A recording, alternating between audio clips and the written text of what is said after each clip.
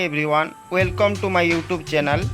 In this video, I will show you how to make easily thermocool cutter at home only by using some plywood, switch, Nichrome wire and 12-volt battery. Now see, I am cutting in thermocool by using cutter and apple shape. Now I am cutting apple shape by using this cutter. Now see, now it is cutting very nicely. It works very nicely. Now I complete my cut. Now see, I get a apple shape.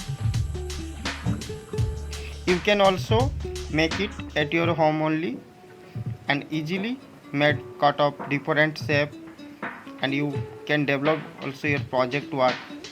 I hope all of you enjoy my video. Please request to all subscribe my YouTube channel for next interesting video. Thanks for watching.